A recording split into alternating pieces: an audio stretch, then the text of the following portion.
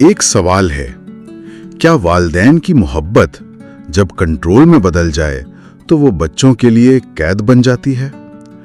آج کل پاکستان میں جو والدین اور بچوں کے درمیان فاصلے بڑھ رہے ہیں، اس کی سب سے بڑی وجہ کیا ہو سکتی ہے؟ یہ سوال آج بہت سے گھروں میں گونج رہا ہے۔ اور اسی سوال کے جواب کی تلاش میں آج ہم صرف ایک ڈرامے پر بات نہیں کریں گے، بلکہ اس کے ذریعے پاکستانی معاشرے کی ایک بہت ہی حساس اور اہم پرت کو سمجھنے کی کوشش کریں گے، یعنی پرورش کے فن کو۔ بالکل، آج ہمارے پاس ہے ڈرامہ سیریل پرورش کا ایک گہرا تجزیہ۔ ہم اس کی کہانی، اس کے کرداروں اور پاکستانی خاندانوں پر اس کے اثرات کو سمجھیں گے۔ مقصد یہ دیکھنا ہے کہ بگ بینگ انٹرٹینمنٹ کا یہ شاہکار آج کے پاکستانی والدین کو جدید دور کے چیلنجز سے نمٹنے کے لیے کیا اہم سبق سکھا سکتا ہے۔ اور اگر دوران گفتگو آپ کو لگے کہ یہ باتیں آپ کے لیے یا کسی اور کے لیے مددگار ہو سکتی ہیں، تو اسے سبسکرائب ضرور کریں اور ان والدین کے ساتھ شیئر کریں جنہیں شاید اس کی ضرورت ہو۔ یہ بات سمجھنا بہت ضروری ہے کہ پرورش محض تفریح نہیں ہے، یہ ایک سماجی آئینہ ہے جو ہمیں روایتی اور جدید سوچ کے تصادم کو بہت ہی بے رحمانہ حقیقت پسندی سے دکھاتا ہے۔ اس کا مرکزی خیال شاید ایک ہی جملے میں سمویا جا سکتا ہے کہ والدین اپنے بچوں کے مالک نہیں بلکہ محافظ ہوتے ہیں۔ اچھا، تو کہانی کی شروعات ہی ایک بہت بڑے ٹکراؤ سے ہوتی ہے۔ نعمان اعجاز کا کردار جہانگیر اپنے بچوں ولی اور آنیہ کو امریکہ سے پاکستان واپس لے آتا ہے۔ بظاہر تو یہ فیصلہ حب الوطنی لگتا ہے کہ بچوں کو خالص پاکستانی ماحول دینا ہے، لیکن اصل میں یہیں سے وہ جنگ شروع ہوتی ہے۔ جی، جدید آزاد سوچ اور روایتی آمرانہ کنٹرول کے درمیان ایک جنگ، اور اس جنگ کا میدان بنتا ہے جہانگیر کا اپنا گھر، اور مرکز بنتا ہے اس کا بیٹا ولی۔ ولی، جسے میوزک کا جنون ہے، اپنے باپ کے لیے صرف ایک شوقین نوجوان نہیں بلکہ اس کی قائم کردہ اتھارٹی کے لیے ایک کھلا چیلنج بن جاتا ہے۔ بالکل، جہانگیر کو لگتا ہے کہ بیٹے کا یہ شوق اسے اس کے راستے سے بھٹکا رہا ہے، اور یہیں سے وہ اصل المیہ جنم لیتا ہے نا، کہ جب محبت کو کنٹرول کا ہتھیار بنا لیا جائے تو بچے اسے تحفظ نہیں بلکہ ایک قید سمجھنے لگتے ہیں۔ جی، قید۔ جہانگیر کی محبت بھی شرطوں پر مبنی ہے، ایک طرح کا کنٹرول ہی ہے۔ وہ محبت کرتا ہے لیکن اپنی شرائط پر۔ تو یہ کردار، یہ صرف افراد نہیں ہیں، یہ ہمارے معاشرے کے رویوں کے نمائندے ہیں۔ بالکل، آپ دیکھیں، جہانگیر اس آمرانہ یعنی اتھارٹیرین باپ کی مثال ہے جو خوف پر مبنی ڈسپلن پر یقین رکھتا ہے۔ اس کی نظر میں بچے وہی کریں جو وہ کہتا ہے، ورنہ وہ باغی ہیں۔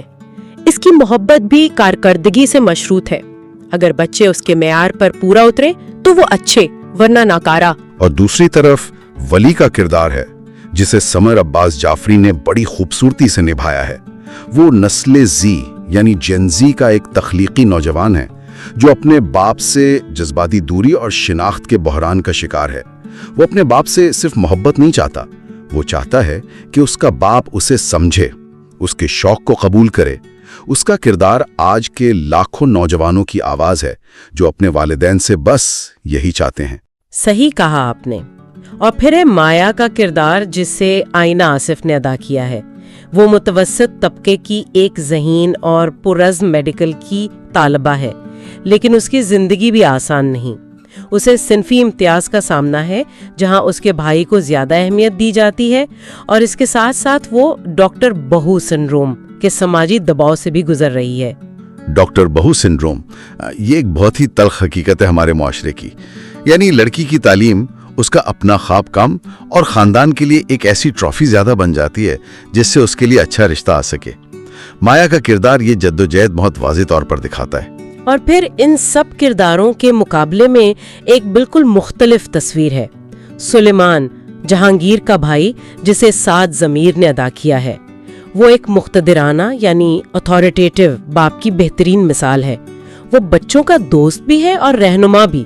وہ ان پر حکم نہیں چلاتا بلکہ ان سے بات کرتا ہے، ان کی رائے کو اہمیت دیتا ہے۔ اور یہ اعتماد اور عدم اعتماد کا فرق، یہ ہمیں ان دو باپوں جہانگیر اور سلیمان کے طریقوں میں صاف نظر آتا ہے۔ ان दोनों के अंदाज में जमीन आसमान का फर्क है ना। बिल्कुल, और यही इस ड्रामे का सबसे अहम नुक्ता है।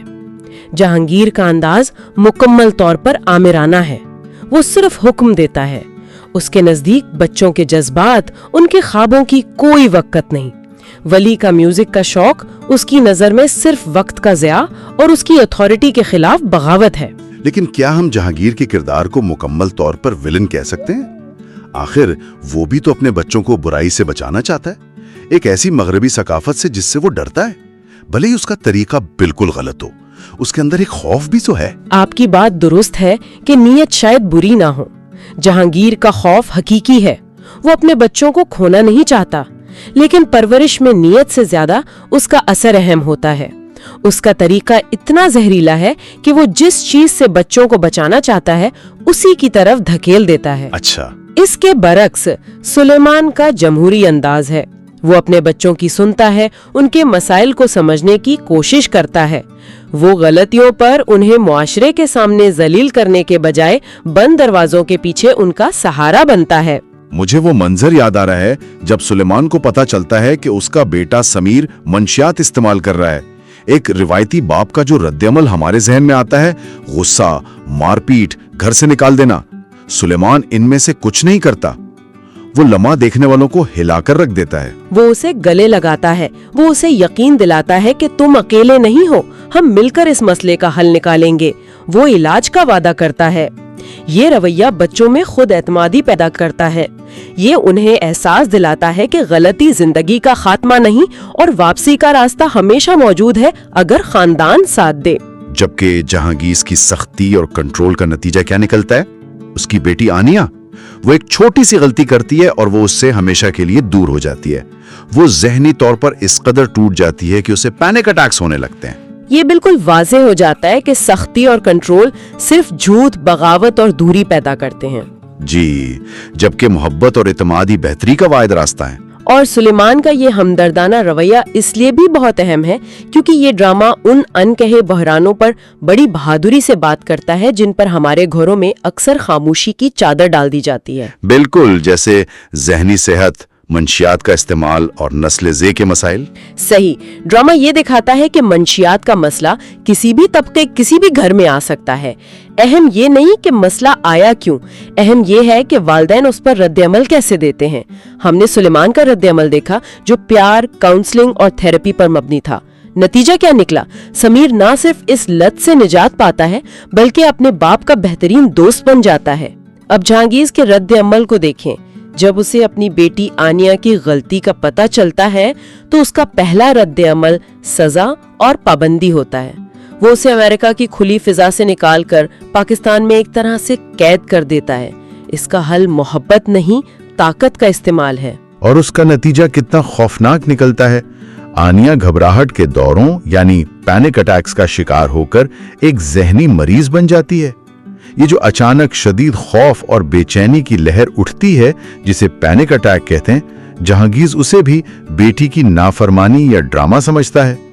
एक गलती की सजा उसे उम्र भर के रोग की सूरत में मिलती है और वो अपने बाप से खौफजदा रहने लगती है। ये हमारे मुआशरे के लिए एक बहुत बड़ा सवाल उठाता है कि हम जहनी सेहत को कितनी अहमियत देते हैं।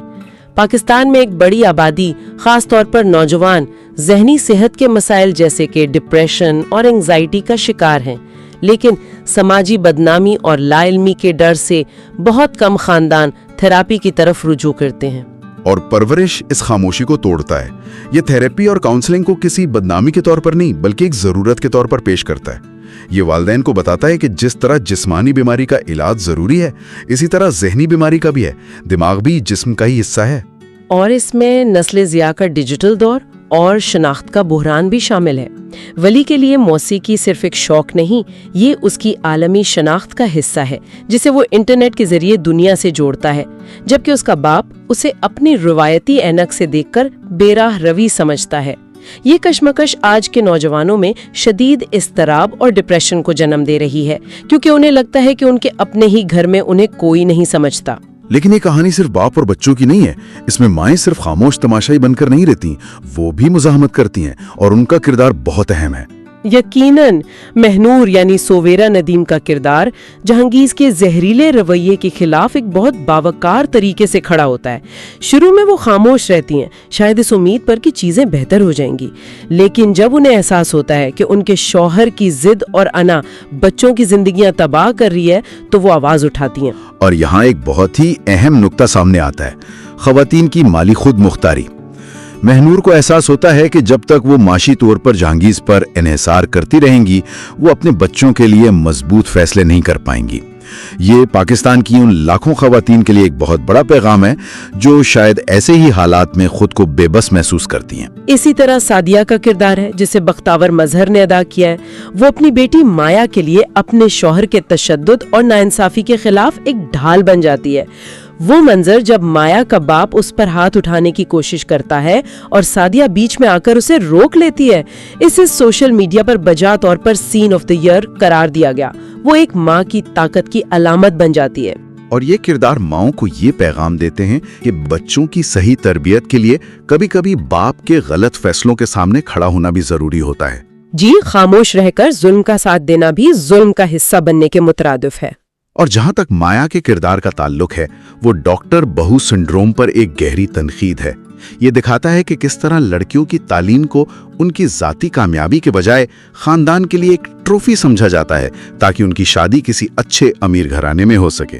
بالکل، مایا کو اپنی تعلیم جاری رکھنے اور اپنے خواب پورے کرنے کے لیے اپنی ناپسندیدہ منگنی جیسے سمجھوتے کرنے پڑتے ہیں جو ہماری ہزاروں بیٹیوں کی جدوجہد کی عکاسی کرتا ہے۔ تو اس سب کا کیا مطلب ہے؟ اگر ہم اس پورے تجزیے کو سمیٹیں اور ایک ایسا والد یا والدہ جو ہمیں سن رہے ہیں ان کے لیے کچھ عملی اسباق نکالیں تو وہ کیا ہوں گے؟ میرے خیال میں سب سے پہلا اور بنیادی سبق ہے بات چیت کا دروازہ کبھی بند نہ کریں، صرف حکم نہ سنائیں، بچوں سے بات کریں اور اس سے بھی زیادہ اہم ان کی سنیں۔ ایک ایسا دوستانہ ماحول بنائیں جہاں وہ غلطی کرنے کے بعد بھی آپ کے پاس آ سکیں، بجائے اس کے کہ وہ آپ سے جھوٹ بولیں یا باتیں چھپائیں۔ دوسرا سبق، بچوں کے خوابوں کا احترام کریں۔ ہر بچہ ڈاکٹر یا انجینئر بننے کے لیے پیدا نہیں ہوتا۔ اگر کسی بچے میں علی کی طرح کوئی تخلیقی صلاحیت ہے تو اسے آوارگی سمجھنے کے بجائے اس کے ہنر کو نکھارنے میں اس کی مدد کریں۔